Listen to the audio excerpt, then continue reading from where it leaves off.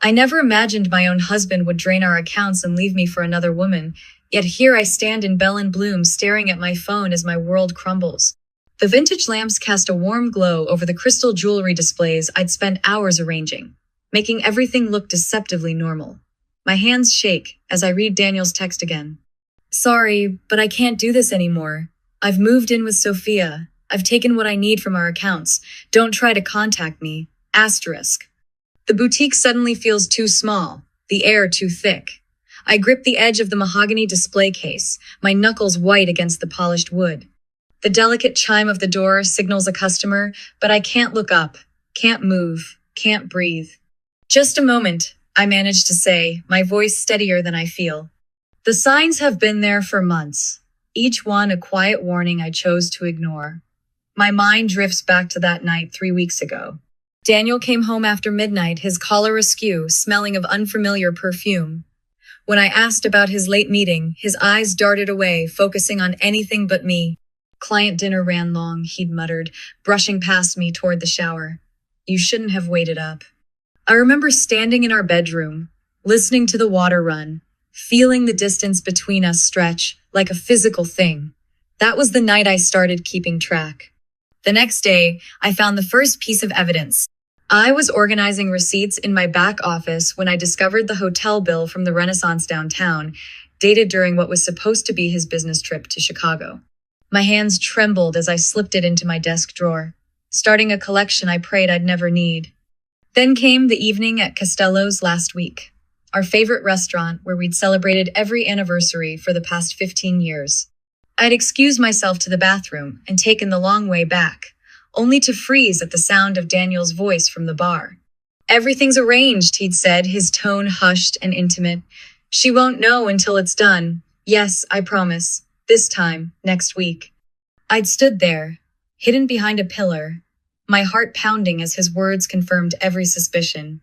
That night, I'd laid awake beside him, studying his profile in the darkness, wondering when my husband had become a stranger. The crystal bracelet in my hands catches the light, sending prisms dancing across the walls. I set it down carefully, methodically, like I haven't just had my life upended. Like I'm not mentally calculating how much he's stolen from our joint accounts. Like I'm not already planning my next move. A customer clears her throat politely, and I finally look up. She's admiring a display of vintage brooches, unaware that she's witnessing the moment my marriage officially ends. I straighten my spine, smooth my blazer, and step forward with a practiced smile. Welcome to Bell and Bloom, I say, as if I haven't just been betrayed by the man I've spent 15 years building a life with. How can I help you today? The next few hours pass in a blur of sales and small talk. I wrap purchases in tissue paper, swipe credit cards, and make easy conversation while my mind works furiously behind the calm facade. Each interaction feels surreal, like I'm watching myself perform in a play while the real me calculates exactly how to dismantle the life Daniel thinks he's escaping. At closing time, I move through my routine with deliberate precision. Each display case is checked twice, every piece of jewelry secured in the safe. I count the day's receipts, update the ledger, and set the security system with steady hands that belie the storm inside me. The neon sign flickers off, casting long shadows across the empty street. My phone feels heavy in my hand as I dial a number I've had saved for months, just in case. The number for Marcus Carter, the city's most ruthless divorce attorney. Marcus Carter's office, a voice answers. This is Evelyn Montgomery, I say, my voice clear and steady. I need to speak with Marcus about initiating proceedings against my husband. I have the evidence we discussed. There's a brief pause. Of course, Mrs. Montgomery. Marcus has been expecting your call. He mentioned you've been gathering documentation? Yes, I reply, my hand resting on my desk drawer where months of evidence waits. Everything's ready. I end the call and look up at my reflection in the boutique window. Behind me, a framed photo of Daniel and me at last year's charity gala catches my eye. We're smiling, his arm around my waist, looking every bit the perfect couple, the perfect lie. The woman in that photo looks naive, trusting, vulnerable. But the woman staring back at me from the window?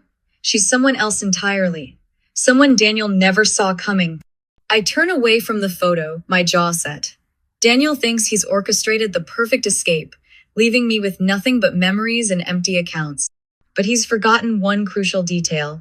I've spent the last 15 years building not just a marriage, but an empire. And I've learned that the best revenge isn't served cold. It's served meticulously planned, perfectly timed, and with absolutely no mercy. He has no idea what's coming. The numbers don't lie. I spread the documents across my mahogany desk in Bell and Bloom's back office, each piece of paper another nail in the coffin of my marriage. The vintage lamp casts a warm glow over bank statements, credit card records, and screenshots of Daniel's message evidence I've gathered meticulously over the past 3 months. My hands steady as I cross-reference the transactions. There it is. A $5,000 withdrawal from our joint account on the day he claimed to be in Chicago.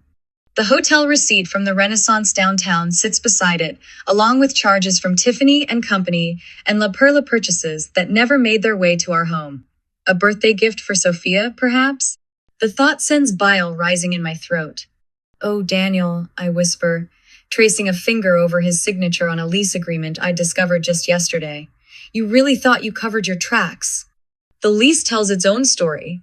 A luxury apartment downtown, prepaid for 6 months using funds from our joint investment account.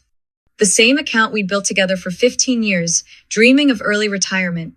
Now it's funding his new life with her. My phone buzzes a text from Julia, Daniel's sister. "Need to talk. It's important.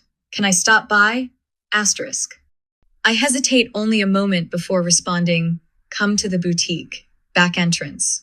Asterisk." 20 minutes later, Julia's sharp knock echoes through the quiet store. She enters with a thick manila envelope clutched to her chest, her face drawn with worry and something else determination. "I should have told you sooner," she says, settling into the leather chair across from my desk. But I needed to be sure. The envelope hits my desk with a dull thud. Inside, I find more evidence. Photos of Daniel and Sophia at various restaurants, time-stamped during his supposed business trips. Bank statements showing transfers to an account I've never seen. Emails between them discussing their future plans that deliberately exclude me. "Margaret called me this morning," Julia says, her voice tight. "She's on the warpath." As if on cue, my phone rings. Margaret's name flashes on the screen, and I answer on speaker, letting Julia witness what we both know is coming. "How dare you!" Margaret's voice crackles with fury. "Daniel told me everything, how you've been monitoring his accounts, tracking his movements. You're destroying his life." I meet Julia's eyes across the desk, and something shifts inside me. "No, Margaret. Daniel destroyed his own life when he decided to steal from me and run off with another woman." "You never deserved him," she hisses. "Sophia understands him in ways you never could." "Sophia understands his credit cards, you mean?" The words slip out before I can stop them, sharp and precise as a surgeon's scalpel. The line goes dead. Julia lets out a low whistle. "Well, that bridge is thoroughly burned." I'm already reaching for my phone again, this time dialing the credit card company. The representative's voice is crisp and professional as I report the fraudulent charges, providing dates and transaction numbers with mechanical precision. Within minutes, Daniel's cards are canceled, his travel plans effectively grounded. "Is it wrong that I hope he's at the airport when he discovers the cards don't work?" Julia asks, a hint of satisfaction in her voice. Before I can answer, my email notification pings. The sender is unfamiliar, whistleblower@protonmail.com. The subject line makes my breath catch. What Daniel Montgomery is really hiding. I click open the email, Julia leaning forward to read over my shoulder. The message is brief, but its implications send a chill down my spine. The money trail doesn't end with Sophia. Check the offshore accounts. I have proof of everything. Asterisk. Julia's sharp intake of breath mirrors my own thoughts. Whatever Daniel's hiding, it's bigger than an affair. And someone out there knows exactly what it is. I close the email and look up at my reflection in the darkened window. The woman staring back at me isn't the same person who walked into this office this morning. She's harder now, sharper, ready. "So," Julia says quietly, "what's our next move?" I gather the documents into neat piles, each stack a weapon in my growing arsenal. Now we find out what else your brother's been hiding.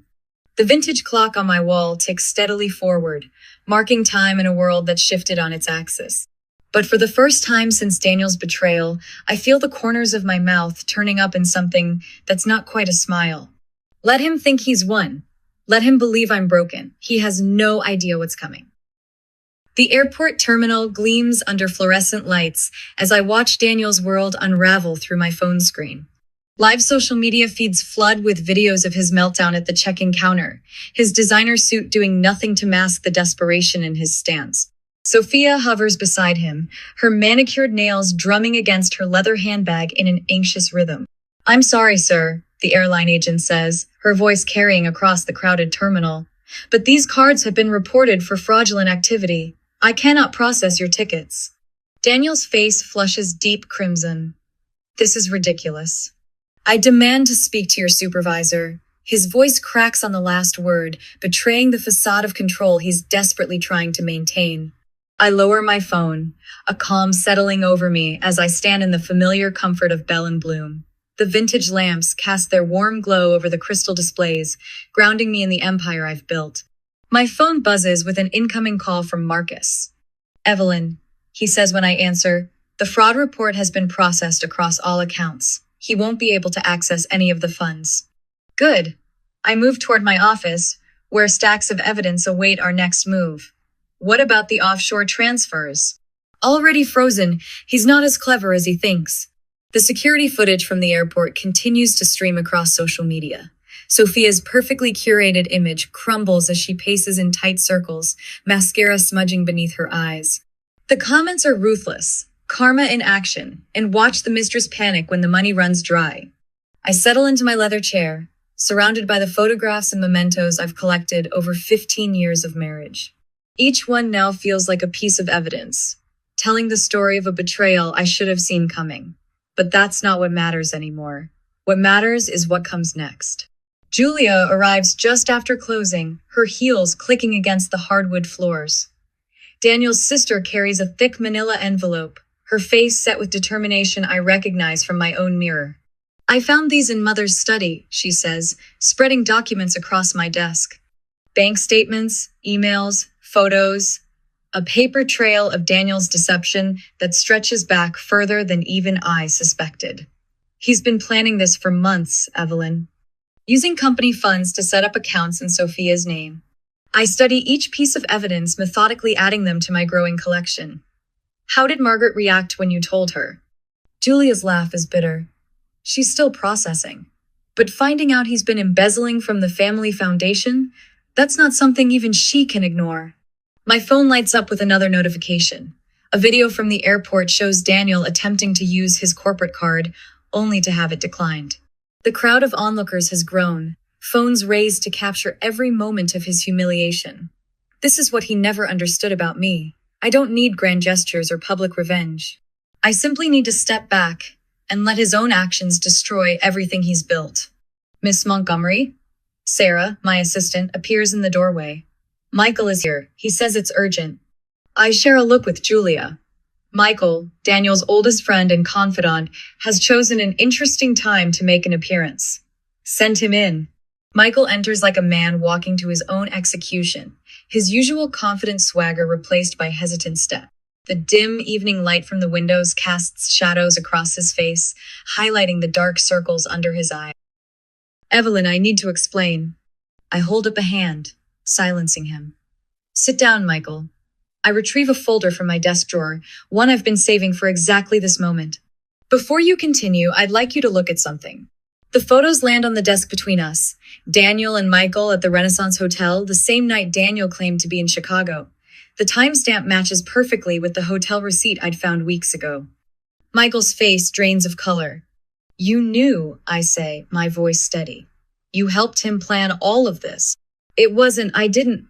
He swallows hard, his eyes darting between me and Julia. "He said it would be clean, quick, that you'd never even know until it was done." "And you believed him?" Julia's voice drips with disdain. "You really thought our brother could pull this off without leaving a trail?" Michael stumbles out shortly after, leaving the weight of his confession hanging in the air. Julia and I barely have time to process before my phone's up with a news alert. The local station's live stream shows Margaret, Daniel's mother, standing at a podium in the community center where she served as board chair for 20 years. Her hands grip the edges of the podium, knuckles white against the dark wood.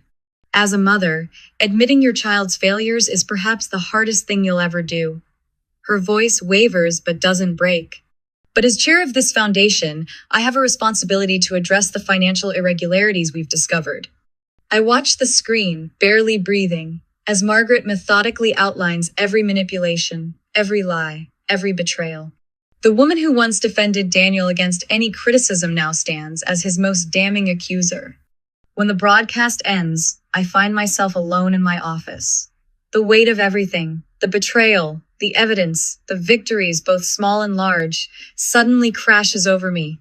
My hands shake as I open my desk drawer, pulling out the leather-bound journal I started the night I found that first hotel receipt. Tears blur my vision as I write, not of pain or loss, but of release.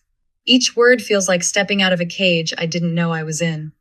The boutique is silent around me, but I feel the presence of every person who stood by me. Julia, Marcus, my loyal staff, and now, surprisingly, Margaret.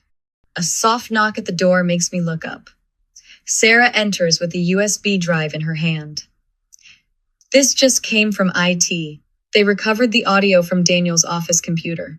My heart stutters as I take the drive.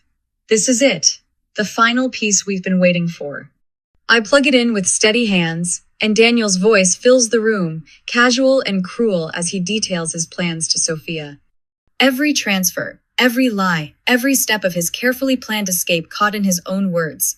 Send this to Marcus. I tell Sarah, already reaching for my phone. It's time to gather everyone for what comes next.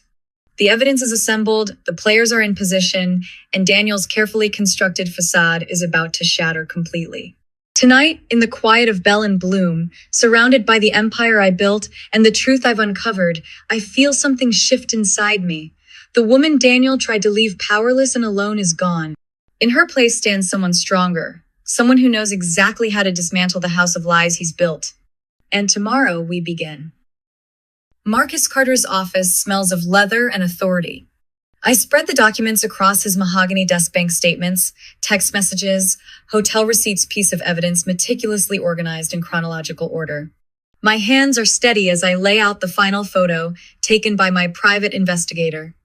Daniel and Sophia entering the Renaissance Hotel last Thursday, his hand possessively on her lower back.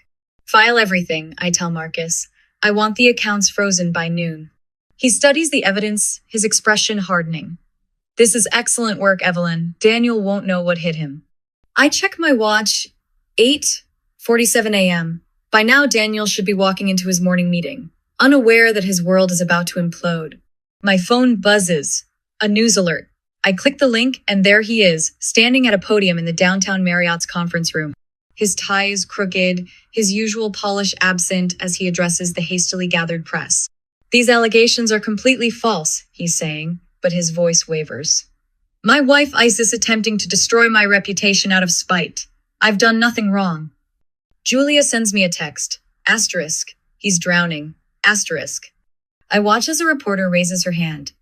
Mr. Montgomery, can you explain the series of large withdrawals from your joint accounts last week? And your stay at the Renaissance Hotel with Miss Parker while you were supposedly in Chicago? Daniel's face flushes. He tugs at his collar, eyes darting. Those withdrawals were legitimate business expenses, and two never stayed at the Renaissance. That's absurd. Another text from Julia. Uploading the evidence now. Asterisk. I switch to Twitter and watch as number exposed Daniel starts trending. Hotel receipts, bank statements, photos, everything we've gathered over months appears in a coordinated digital avalanche. The comment sections explode. Daniel's carefully constructed image crumbles in real time. Back at Bell and Bloom, Julia has transformed my office into a command center. She sits at my desk, coordinating with our growing coalition of allies. 3 laptops display different social media feeds while she rapidly types on her phone. Claire from accounting just sent over 5 years of irregular expense reports, Julia says, not looking up. And Thomas is ready to go public about the Chicago deal. The door chimes and Sarah Martinez, Daniel's former executive assistant, walks in. Her face is set with determination as she places a USB drive on my desk. Everything I documented over the last 2 years she says. The altered meeting minutes, the business dinners that never happened, it's all here. Thank you, Sarah. I squeeze her hand. I know this isn't easy. He deserves what's coming, she replies firmly. We all saw who he really was. We just didn't want to believe it. My phone rings. It's Margaret, Daniel's mother. I let it go to voicemail. She's chosen her side, and I have more important matters to handle.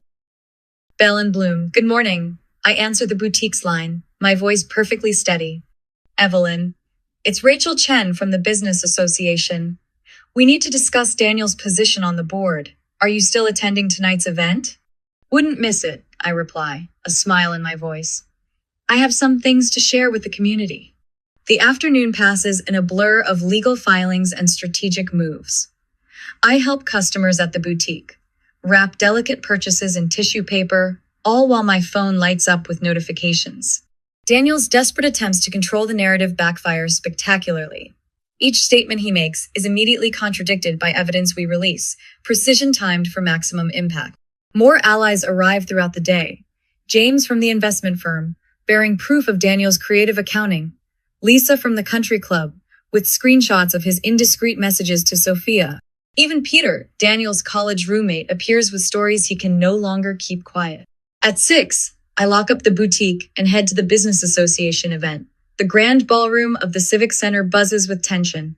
I spot Daniel across the room, huddled with his remaining allies.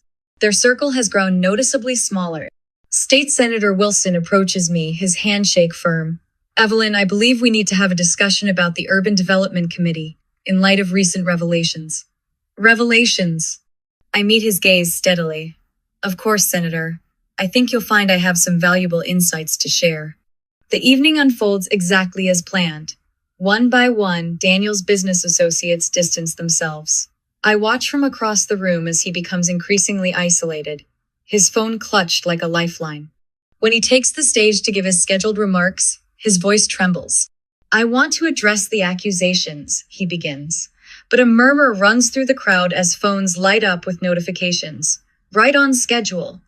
A video plays on hundreds of screens. Daniel, in his office, recorded 3 months ago, outlining his entire scheme to Sophia. Asterisk. Evelyn won't know what hit her. Asterisk, his recorded voice says. Asterisk. Once the accounts are emptied. Asterisk. The crowd's reaction is immediate. Daniel freezes on stage, his face ashen as he recognizes his own words. In the back of the room, I watch as his last remaining supporters slip quietly away. I step into the ladies' room, checking my lipstick in the mirror. My phone buzzes with a text from Marcus. Final piece of evidence received. Ready when you are. Asterisk. I smile at my reflection, remembering the naive woman I was just months ago.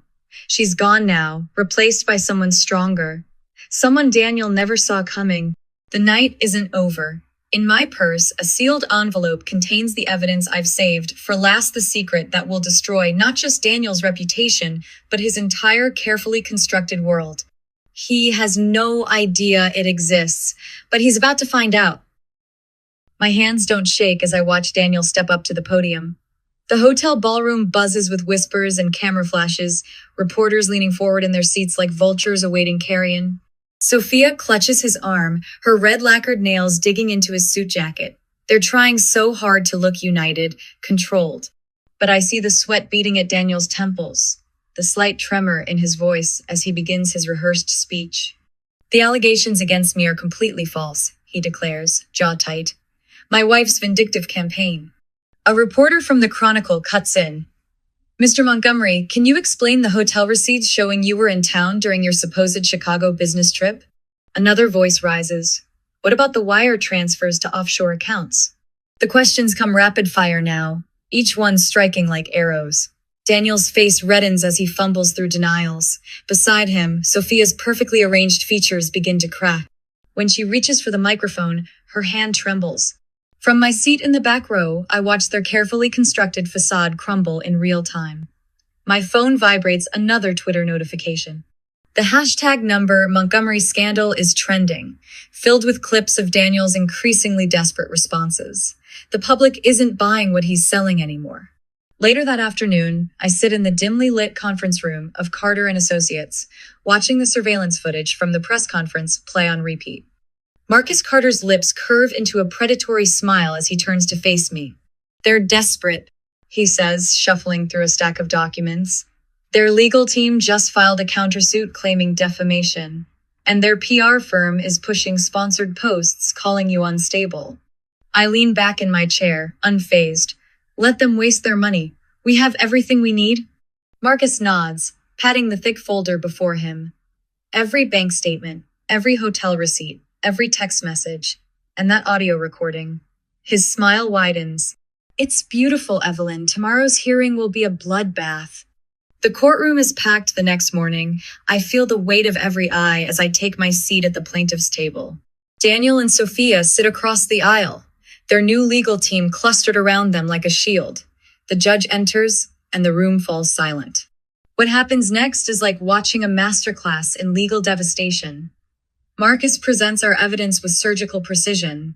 Each exhibit hits its mark: the financial records showing systematic theft, the text messages revealing their planned escape, the damning audio of Daniel confessing everything to Sophia at Costello's bar. I keep my expression neutral, but inside, I savor every flinch, every bead of sweat rolling down Daniel's neck. When Marcus plays the recording, Sophia's face goes ash white. The jury's expressions shift from interest to disgust as Daniel's voice fills the courtroom. Asterisk. Everything's arranged. Once I clean out the accounts, she'll have nothing. No way to fight back. Asterisk. The judge's gavel comes down like thunder. Assets frozen, emergency injunction granted. As security escorts a shouting Daniel from the courtroom, I finally allow myself a small smile. But I'm not done yet. That evening, I stand before a packed community forum, the same evidence displayed on screens behind me. My voice carries clearly through the room as I detail every betrayal, every calculated move Daniel and Sophia made. The audience sits in stunned silence, watching the foundation of Daniel's reputation dissolve. He didn't just betray our marriage. I tell them, my tone steady. He betrayed every person in this room who trusted him with their investments, their futures. Photographs flash behind me: Daniel at charity galas, accepting community leadership awards, all while systematically draining our accounts and his clients' funds. Each image now serves as evidence of his hypocrisy. The final blow comes when the judge issues her ruling the next day. The courtroom falls silent as she speaks, her words precise and cutting. The court finds overwhelming evidence of systematic fraud and financial exploitation. All assets held by Daniel Montgomery are hereby frozen. Full restitution to Mrs. Montgomery and affected parties is ordered, effective immediately. The gavel strikes. In that moment, 15 years of manipulation and betrayal crystallize into perfect justice. As video of the verdict spreads across social media, I stand outside the courthouse, surrounded by supporters and cameras. Daniel's empire of lies crumbles in real time, each share and retweet another nail in his coffin. The ripples spread quickly. Within hours, Daniel's former business partners issue public statements distancing themselves. His country club membership is revoked. The charity boards he sat on quietly remove his name from their websites. Meanwhile, Bell and Bloom's social media followers triple, with messages of support flooding my inbox. Local news stations request interviews, framing me as a symbol of resilience against financial abuse. A week later, Bell and Bloom hosts a private event, a celebration of new beginnings. The boutique sparkles with extra lighting I've installed, crystal glasses catching the glow. Community leaders, loyal customers, and friends fill the space, their chatter creating a warm hum of victory. Julia, Daniel's sister, approaches me with tears in her eyes. "You did what none of us could," she says, squeezing my hand. "You exposed him for what he really is." The mayor steps forward to make a toast, raising her glass. "To Evelyn Montgomery," she announces, "who showed us all that justice isn't just a word, it's an action." As applause fills the boutique, I feel the weight of the past months lifting. This is more than revenge. It's redemption, revolution, rebirth. But later, as the last guests leave, and I begin closing up, an envelope slides under the door. Inside, a single sheet of paper bears a cryptic message, asterisk. "There's more to Daniel's past than you know. This isn't over. Asterisk." I tuck the note into my desk drawer. a slight smile playing at my lips. Perhaps the hunt isn't quite finished after all. Morning light streams through Bell & Bloom's newly installed floor-to-ceiling windows, casting prismatic rainbows across our expanded showroom floor. I pause at the entrance, taking in the quiet moment before we open. The boutique has transformed as much as I have gone, are the cramped aisles and dim lighting, replaced by open spaces and crystal chandeliers that make every piece sparkle. "Morning, Evelyn," Sarah calls out, emerging from the back room with fresh inventory. She's one of 3 new hires I've brought on to handle our growing customer base. The trunk show pieces just arrived from Paris. I smile, remembering a time when international shipping fees would have made me break into a cold sweat. Perfect timing. Let's set up the preview area for tomorrow's event. The morning unfolds in a whirlwind of activity. I move through the store with purpose, greeting regular customers by name, offering styling advice, and coordinating with my team. Every interaction flows naturally, unmarred by the shadows of past betrayals. The confidence in my voice, the straightness of my spine, these aren't masks I wear anymore. They're simply who I am. My phone buzzes with a message from Marcus, my attorney. Another successful settlement from one of Daniel's hidden accounts. I close the notification without opening it. Those victories, while sweet, no longer define my days. Standing at the vintage jewelry counter, the same spot where I received Daniel's goodbye text over a year ago, I'm struck by how different everything feels. The mahogany display case still gleams, but now it showcases pieces I've personally curated from artisans across Europe. The walls, once bare, feature local artwork and inspirational quotes that remind me of how far I've come. "Miss Montgomery?" A tentative voice pulls me from my thoughts. I turn to find a young woman, perhaps early 30s, clutching her purse like a lifeline. I recognize that look in her eyes. I used to see it in my mirror. "Isabella, right? Please call me Evelyn." I gesture toward my office. "Would you like some tea?" She nods, following me to the private consultation area I've created for moments exactly like this. The space is warm and inviting, with comfortable chairs and soft lighting. I close the door, giving us privacy from the bustling showroom. "I can't believe you're actually meeting with me," Isabella says, perching on the edge of her seat. "After reading about your story in Business Weekly, you realize you're not alone." I finish gently, pouring us both cups of Earl Grey. "Tell me what's happening."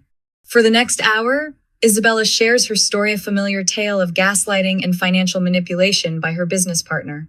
I listen, offering practical advice when needed, but mostly giving her the space to be heard.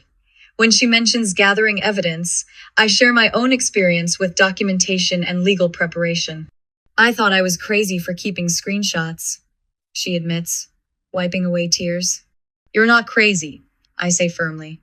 "You're smart, and you're stronger than you know." The boutique transforms as evening approaches, fairy lights twinkling to life as my team prepares for our annual community gathering. What started as a small celebration has grown into something magical. The space fills with familiar faces, loyal customers who stood by me, fellow business owners who offered support, even former critics who've become allies. Julia, Daniel's sister, arrives early to help arrange the catering. She catches my eye and grins, both of us remembering how she showed up at my door with a box of damning evidence against her own brother. Now she's my partner in the coastal expansion project. "Remember when you thought you'd have to sell this place?" she asks, arranging fresh flowers in vintage vases. I laugh, the sound easy and genuine. Now we're opening 3 more. Margaret's entrance creates a ripple of warm greetings. Daniel's mother has become an unexpected cornerstone of our community, her own journey of breaking free from manipulation inspiring others. She makes her way through the crowd, stopping to hug Isabella, who stayed to join the celebration. To Evelyn, Margaret raises her glass later in the evening, her voice carrying across the room. Who showed us all that the end of one story is just the beginning of a better one? The cheers and clinking glasses fill the space with joy, but it's the conversations that follow that matter most. Women sharing their own stories of triumph, offering support to those still finding their way, building connections that will last beyond this evening. Later, I stand on the boutique's newly added balcony, watching the sunset paint the city in shades of possibility. My journal rests open on the small table beside me, its pages filled with plans for our upcoming expansion to the coast. A gentle breeze carries the scent of blooming jasmine from the rooftop garden, another dream realized. The woman I was a year ago would never have imagined this moment. She was too busy surviving to envision thriving. But standing here now, I understand that freedom isn't just about escaping what holds you back. It's about creating something new, something entirely yours. I close my journal and take one last look at the cityscape before heading inside. Tomorrow brings new challenges, new opportunities, new chances to help others find their own path to freedom. And I'm ready for all of it.